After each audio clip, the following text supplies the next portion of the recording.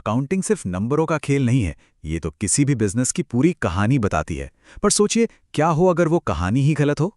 आज हम उन्हीं आम समस्याओं को समझने वाले हैं जो इस पूरी कहानी को बिगाड़ सकती हैं, और ये सब हम अपने सोर्स मटेरियल के आधार पर देखेंगे। कभी सोचा है कि आखिर क्यों इतनी बड़ी बड़ी कंपनियों की फाइनेंशियल रिपोर्ट्स में भी गलतियां निकल आती हैं? देखिए, ये सिर्फ कोई छोटी मोटी भूल चूक का मामला नहीं है। इसका जवाब अक्सर उन वजहों में छुपा होता है जिन पर हमारा ध्यान आमतौर पर जाता ही नहीं। असल में बात घूम फिरकर 10 आम वजहों पर ही आ जाती है।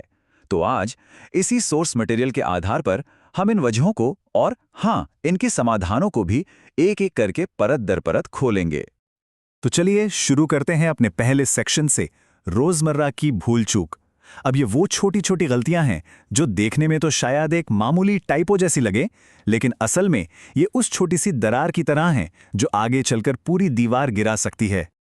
तो इस सेक्शन में हम 4 चीजों पर नजर डालेंगे। ट्रांजैक्शन रिकॉर्ड करने में जो गलतियां होती हैं, मिसक्लासिफिकेशन यानी चीजों को गलत कैटेगरी में डाल देना, रिकंसिलिएशन से जुड़ी परेशानियां और लेजर में गलत पोस्टिंग। तो ये रिकंसिलिएशन की समस्या आखिर है क्या चीज? देखिए, एकदम सीधी भाषा में समझते हैं। ये तब होती है जब कंपनी के अपने खाते और बैंक के रिकॉर्ड्स दोनों आपस में मैच नहीं करते। बिल्कुल वैसे ही जैसे कोई अपनी पर्सनल पासबुक को बैंक स्टेटमेंट से मिलाए और देखे कि हिसाब बराबर है या नहीं। और इसका असर क्या होता है? सीधा असर पड़ता है कैश और बैंक बैलेंस पर।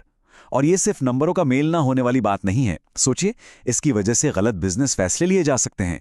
कैश फ्लो की ऐसी दिक्कतें खड़ी हो सकती हैं जो किसी भी बिजनेस के लिए, समझिए, एक बहुत बड़ा खतरा है। तो फिर इसका उपाय क्या है? अरे, बहुत सीधा सा उपाय है।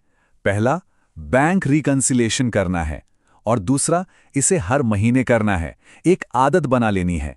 ये एक बहुत ही आसान सी प्रक्रिया है जो फाइनेंशियल हेल्थ को दुरुस्त रखने में जबरदस्त मदद करती है।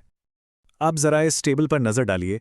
यहाँ कुछ और आम भूलें दिखाई गई हैं, जैसे रिकॉर्डिंग में गलती, मतलब एक जीरो कम या ज्यादा हो गया, या फिर मिसक्लासिफिकेशन। जरा सोचकर देखिए, अगर एक बड़ी मशीनरी की खरीद को गलती से ऑफिस सप्लाई मान लिया जाए तो उस साल का मुनाफा कागज पर कितना कम दिखेगा, है ना? ये छोटी छोटी लगने वाली गलतियां पूरी फाइनेंशियल तस्वीर को ही बिगाड़ कर रख देती हैं। चलिए, अब आते हैं गलतियों के दूसरे लेवल पर, कॉम्प्लेक्स जजमेंट कॉल्स यानी जटिल फैसले। यहां मामला किसी टाइपिंग की भूल का नहीं है, बल्कि ये जुड़ा है प्रोफेशनल जजमेंट और गहरी समझ से। इसमें हम बात करेंगे वैल्यूएशन से जुड़ी समस्याओं की, टाइमिंग डिफरेंस की, डेप्रिसिएशन और अमोर्टाइजेशन में होने वाली गलतियों की, और साथ ही कॉम्प्लेक्स ट्रांजैक्शंस को भी समझेंगे। तो ये वैल्यूएशन की समस्या, इसका सीधा सा मतलब है कि किसी कंपनी की इन्वेंट्री या उसकी संपत्ति को गलत कीमत दे देना। मतलब ये तय करने में चूक हो जाना कि कोई चीज कंपनी की किताबों में असल में कितने की है। और इसका असर, यकीन मानिए, बहुत गहरा होता है। एक गलत वैल्यूएशन बेचे गए माल की लागत, मुनाफे और संपत्ति का मूल्य, इन सबको एक साथ बिगाड़ देता है। ये कंपनी की फाइनेंशियल हेल्थ की पूरी तस्वीर को ही धुंधला कर सकता है। तो फिर इसका हल क्या है? इसका हल है स्टैंडर्ड तरीकों का इस्तेमाल करना, जैसे कि फीफो यानी फाइफो या लीफो यानी लाइफो। अब फीफो का मतलब है फर्स्ट इन फर्स्ट आउट, मतलब जो सामान पहले आया ये मान लिया जाता है कि वो पहले बिका, और लीफो ठीक इसका उल्टा है। इन तयशुदा नियमों को अपनाने से वैल्यूएशन में एक कंसिस्टेंसी और सटीकता बनी रहती है। ये चार्ट हमें साफ साफ दिखाता है कि कैसे ये जजमेंट वाली गलतियां एक दूसरे से जुड़ी हुई हैं।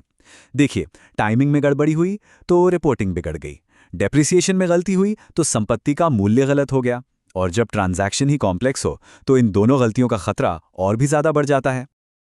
और अब हम पहुंचते हैं सबसे गंभीर कैटेगरी पर, high stakes red flags.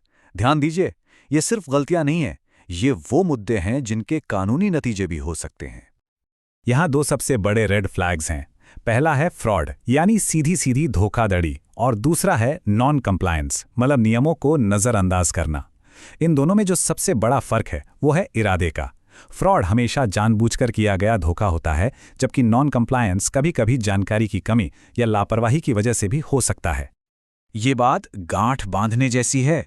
Fraud कोई गलती नहीं होती, ये जानबूझकर सच को गलत तरीके से पेश करना है। ये एक धोखा है। तो सवाल उठता है कि इस धोखाधड़ी के खतरे से कैसे बचा जाए।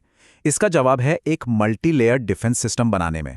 सबसे पहले कंपनी में हर किसी के काम को साफ साफ बांटना जरूरी है। दूसरा, जो पैसों के लेन देन जैसी जरूरी जिम्मेदारियां हैं वो कभी भी एक ही इंसान के हाथ में नहीं होनी चाहिए। और तीसरा, सबसे अहम, कंपनी में एक ईमानदार कल्चर को बढ़ावा देना। तो फिर इन सभी समस्याओं का निचोड़ क्या निकलता है? कुछ बुनियादी बातें हैं जो बार बार सामने आती हैं, जैसे हर चीज को नियमित रूप से रिव्यू और डबल चेक करना, सही ट्रेनिंग देना और स्टैंडर्ड प्रोसीजर तय करना, हर महीने रिकंसिलिएशन की आदत डालना और सबसे बढ़कर ईमानदारी से काम करने का माहौल बनाना। किसी भी बिजनेस की अच्छी फाइनेंशियल हेल्थ इन्हीं आदतों की नींव पर टिकी होती है। और आखिर में एक सवाल जो सोचने पर मजबूर करता है, क्या हर बिजनेस की फाइनेंशियल कहानी सही सही बताई जा रही है? ये सवाल हमें याद दिलाता है कि सटीक अकाउंटिंग का मतलब सिर्फ नियमों का पालन करना नहीं है, बल्कि इसका असली मतलब है सच्चाई और पारदर्शिता को बनाए रखना।